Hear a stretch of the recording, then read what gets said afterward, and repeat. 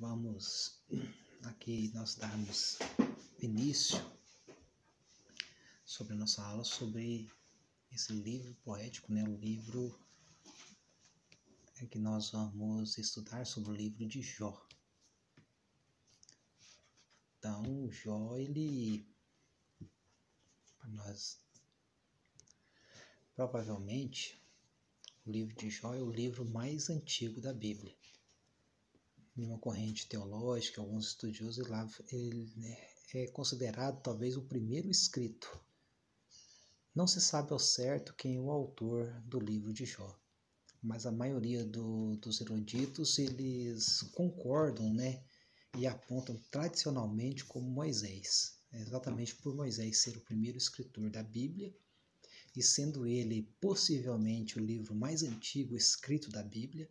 Ele não é mais antigo no sentido histórico. No sentido histórico é Gênesis, que mostra desde a criação, o princípio. Mas no sentido literário, escrito, trouxe escrito, o livro de Jó é considerado o mais antigo. E há uma discussão quem possa ter escrito ele. Alguns acham que é Salomão, outros acham que é o próprio Jó, outros estudiosos, que a maioria deles afirmam que é Moisés, tem um ali, chegam exatamente por ser um livro antigo. Moisés é que escreveu todos os 5 primeiros livros da Bíblia, mais da antiguidade, e sobre a questão literária muito rica, muito profunda, e pela capacidade intelectual de Moisés, e da inspiração que Deus usou ele, acredita-se então que Moisés é o nome mais cotado para ser o escritor do livro de Jó. Nós vamos ver que dentro então desse livro, nós não sabemos aí exatamente dentro do livro de Jó que nós vamos descobrir tantas riquezas do que Deus revelou para nós. Então, para nós termos ideia sobre o nome mais importante, mais permeado no livro. Qual que é o personagem mais importante do livro de Jó? Nós podemos ali olhar o personagem mais importante do livro de Jó. Talvez se fizesse uma pergunta, quem é? Todos responderiam unanimemente, Jó. Então, porque o nome é um nome que permeia, tem a centralidade no livro, um nome que leva o próprio nome, de todo o enredo histórico que aconteceu na vida desse personagem. Mas eu quero falar para você que não é essa a ideia. O nome, a pessoa mais importante do livro de Jó é Deus, porque tudo dependeu de Deus para apresentar. Foi Deus que dá a primeira, inicia se apresentando Jó, que fala que ele é um homem íntegro, reto, temente a Deus, se desvia do mal, fala que ele era o mais rico do Oriente. E a Bíblia também vai mostrar Satanás, que vai se apresentar diante dos filhos de Deus. E nessa apresentação, Deus fala: de onde vem Satanás? E Satanás fala de rodear a terra e passear por ela. Deus, como é onisciente, conhece todas as coisas, já fala realmente aonde ele estava, que não era de passear pela terra. Fala: observaste meu servo Jó, homem íntegro, reto, temente a Deus e desvia-se do mal. Nesse momento que nós conhecemos a história, Satanás ele faz dentro do livro uma acusação a Jó e a Deus. Ele não acusa apenas Jó, ele acusa a Deus. Como que ele faz isso? Ele fala: mas também o Senhor enche ele de bens. Tira tudo que ele tem e verás que blasfemará contra ti. O que Satanás realmente ele quis dizer? Que Jó só era um adorador, só era fiel, porque ele era rico, porque Deus lhe abastou ele de riqueza. E que Deus só recebia todo o louvor e toda essa gratificação de Jó exatamente porque Deus deu para ele, ou seja, ele estava falando que Deus subornava a adoração de Jó. Deus, e que nós vamos entender sobre o livro, que Satanás ele não convenceu a Deus, isso já é um plano integrante de Deus. Satanás ali ele é mais um personagem que faz parte integrante do propósito de Deus. Até Satanás Deus usa para os seus propósitos. A Bíblia vai dizer que lá em Isaías, que agindo Deus, quem impedirá? Deus usa, então, Satanás ele faz parte. Então, Satanás não chega ali diante de Deus para convencer a Deus, como se Deus ficasse assim, meio que perdido. Fala, não, então faça, né? E Deus. Não, ali já tudo que aconteceu na vida de Jó já foi um propósito de Deus, faz parte da soberania de Deus. Sobre a onisciência de Deus, antes que Satanás chegasse, Deus já conhecia. Deus já sabia, isso já faz parte. Deus fala, então vai e toca, né? Tira tudo que ele tem. E Satanás foi e tirou realmente, Jó fica pobre. Nós vemos que dentro de uma experiência é muito bom quando um pobre fica rico, não é verdade? Né? Nós vemos muitos testemunhos, principalmente os televangelistas de hoje gostam muito de pregar sobre a prosperidade, né? Quando uma pessoa que era pobre fala que deu isso, deu aquilo, de repente agora Deus deixou essa pessoa abastada, então é muito bom. Mas é interessante que no livro de Jó ele vai mostrar no começo ao contrário, um rico que ficou pobre, um rico que ficou paupérrimo, mas que continuou fiel a Deus. A integridade de Jó para com Deus não era relacionada à sua riqueza. Deus está trazendo isso para mim, para você, através dessa literatura, desses escritos sobre esse livro, que Deus deu ali para Jó, que Deus ali ele transmite, vamos dizer assim, para Jó, e transmite para nós através dessa literatura, que independente das provações, se nós estivermos realmente sendo fiéis a Deus, nós conseguimos adorar a Deus independente das circunstâncias. Que as circunstâncias, seja quer elas boas ou ruins, ela não vai comandar a nossa adoração e nem a nossa fidelidade, como ela não teve palpites, ela não teve ali posição na vida de Jó. Ela não teve de fazer como que Jó fosse menos adorador. A Bíblia diz que Jó não pecou na sua boca, que Jó continuou íntegro, continuou fiel. E o texto de Jó ele vai discorrendo através disso, que nós vamos falando que novamente os filhos de Deus vão se apresentar. Outra pergunta dentro dos escritos sagrados, quem são esses filhos de Deus? Talvez você está perguntando que a Bíblia vai falar que os filhos de Deus. A Bíblia não descreve quem são, mas nós podemos ver que são seres celestiais. E quem são os seres celestiais que vão se apresentar a Deus, que vão se apresentar como filhos de Deus? Então, no meio dos seres celestiais existem anjos, querubins, serafins.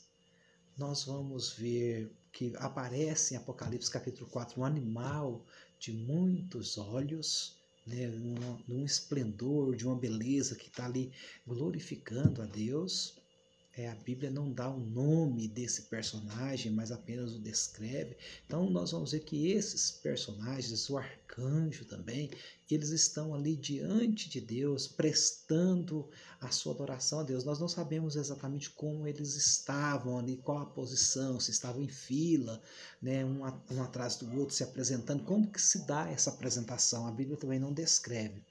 Fala que esse tempo os filhos de Deus, que são esses seres celestiais, anjos, arcanjos, querubins, serafins e outros seres descritos na Bíblia de seres celestiais que vêm se apresentar a Deus, que Deus chama filhos de Deus, e dentre eles Satanás aparece mais uma vez.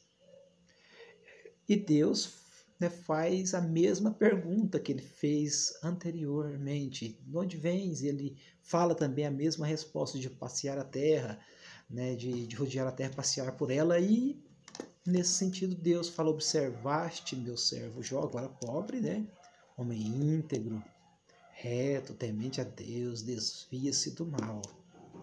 E Satanás ele vai falar, mas o Senhor deu muita saúde para esse homem é repleto de saúde. E Deus fala, então, pode tocar, poupa-lhe a vida. Quando Deus fala poupa-lhe a vida, que ele não podia matar Jó, aqui já aparece a soberania de Deus. Satanás ele só pode usar, ou só pode agir até aonde Deus permite em os seus servos. Então nós vamos entender ali que o próprio livro de Jó já começa a descrever para nós entendermos sobre a soberania de Deus. Deus fala para ele tirar todos os bens, ele tira também dentre os bens que ali é contado os seus filhos, e agora tira a sua saúde. Deus dá uma ordem, Deus não faz um pedido, Deus dá uma ordem, porém poupe-lhe a vida. Então a vida de Jó não poderia ser arrancada, porque Deus ali estava no comando, estava no controle. Deus mostra soberano, mesmo com as investidas de Satanás, quem continua no trono, sobranceiro, soberano é Deus. E o texto vai descrever que ele toca exatamente de Jó, na saúde de Jó. E nós não sabemos exatamente qual foi a doença ou doenças, né, que veio sobre Jó. Alguns acreditam que é lepra, outros acreditam que são furungos ou uma espécie de câncer. Né? A Bíblia fala que ele veio a coçar com telhas no meio das cinzas, do alto da cabeça à planta dos pés. Ele ficou totalmente tomado, né, por essa enfermidade ou por essas enfermidades, ao ponto ali que nós vamos ver o desespero da sua esposa, quando ela chega e fala, amaldiçoa seu Deus e morre. Outra questão no texto sagrado, no texto hebraico, para nós termos ideia, que essa palavra amaldiçoa foi traduzida no português para nós entendermos melhor. Mas no original hebraico ele está abençoa o seu Deus e morre. Talvez pense mais interessante, né? Porque para a nossa ideia, principalmente aqui no Ocidente, fala de maldição, é uma coisa extremamente ruim, extremamente horrenda. Mas quando fala de abençoa ou abençoar, está conotado com coisas boas, né? Com coisas agradáveis, ou seja, com as bênçãos, com as dádivas, principalmente da parte de Deus. E o que esse texto ele nos traz? Porque ninguém pode abençoar a Deus. Ele é completo, ele é repleto, ele é magnífico, ele é soberano, ele é augusto. Então ninguém pode. Então, na verdade, é uma afronta maior que se falasse que era amaldiçoa, quando é suado aqui, principalmente no Ocidente, aqui no Brasil. Porque ninguém pode fazer nada por Deus. É Deus que faz tudo por todos. Por isso que a Bíblia vai dizer que Cristo é tudo em todos. Ela usa essa expressão, mas para que nós viéssemos entender dentro da nossa cultura, os tradutores traduziu abençoa, que aqui é uma conotação de uma coisa muito boa, e que muitos iam ter assim, um entendimento errado de que estava falando, não ia ter um entendimento completo que ia se abençoar, porque ninguém pode fazer nada por Deus, e isso se caracterizaria então uma blasfêmia contra Deus, uma afronta contra Deus. Eles traduziram como amaldiçoa, que é uma conotação negativa para nós. Então nós vamos ver ali que quando ela fala amaldiçoa ou abençoa no hebraico, mas como nós estamos, seu Deus, e morre, ele fala, mas você fala como qualquer louca, nós recebemos o bem de Deus. E faz a pergunta, não podemos receber também o mal? Nós vamos entender que tudo vem de Deus. Todas as coisas vêm de Deus. O próprio livro de Jó já nos traz que tudo vem de Deus. Nós olhamos a essa pandemia, o coronavírus, que assolou todo o globo. Mas quem está no controle de tudo? Continua sendo Deus. Continua sendo Deus. E muitas pessoas morreram, inclusive irmãos nossos, né? Nossos irmãos de fé em Cristo, muitos partiram. E quem está no comando e no controle de todas essas coisas? É o próprio Deus. Deus está no controle, Deus está no trono. Quando nós vamos ver no livro de Isaías, quando o rei Uzias morre, e todo Israel estava ali perplexo por causa da morte do rei Uzias, inclusive o profeta Isaías, quando ele tem a visão, que ele vai para o templo, que ele tem a visão, ele vê um alto e sublime trono e Deus estava no trono. Ele vai mostrar que o rei realmente humano, que por mais que foi bom, um homem usado por Deus, estava morto, mas Deus continuava no trono, no mesmo lugar, governando, reinando, sendo sobranceiro, sendo soberano sobre todas as coisas. É isso que o texto de Jó está nos trazendo, quando a esposa chega e fala ali, amaldiçoa o seu Deus e morre, que fala com o nós recebemos o bem de Deus, não podemos receber o mal, ou seja, tudo vem então da parte de Deus. Então nós podemos ali glorificar a Deus por tudo, quer em circunstâncias agradáveis, quer em circunstâncias desagradáveis, nós podemos glorificar a Deus. E a Bíblia fala que Jó, então, não pecou com a sua boca. Ele não ofende a Deus. Mas Jó não era perfeito.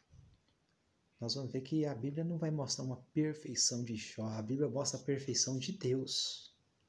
Ao ponto que a Bíblia vai descrever em toda a sua literatura do livro de Jó, vai mostrar falhas do próprio Jó e sobre a perfeição de Deus e como Deus levou através de tudo isso para eles, exatamente para ele e para nós entendermos a soberania de Deus, entendermos a magnificência de Deus.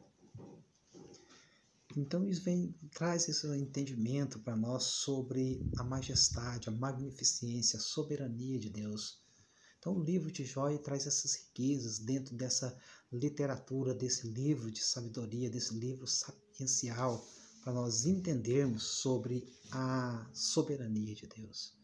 Então, dentro esses que nós vamos ver lá, vou recapitulando o começo, não se sabe ao certo quem escreveu Jó. E acredita-se que ele é o livro mais antigo e que o escritor seja Moisés. Mas isso não é uma comprovação. Não é uma comprovação que ele é realmente o mais antigo e nem que seja realmente Moisés, mas é o mais aceitável pelos estudiosos, pelos eruditos, que ele realmente é o livro mais antigo e estuda-se pela a riqueza literária, a maneira da literatura, né, de que é expressado para nós e também para a maneira da escrita, que então que acredita-se que quem tinha esse domínio da escrita, esse domínio dessa perfeição literária seria Moisés. Então acredita-se que ele é o livro mais antigo, que o escritor é Moisés. Então é um livro mais antigo no sentido de literatura, não no sentido da história. Da história é o Gênesis, que vai mostrar lá o princípio da criação.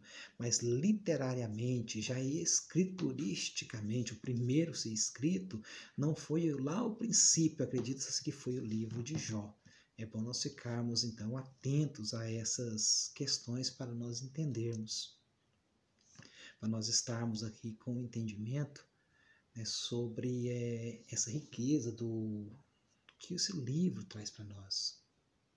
É que esse texto, ele traz para nós entendermos.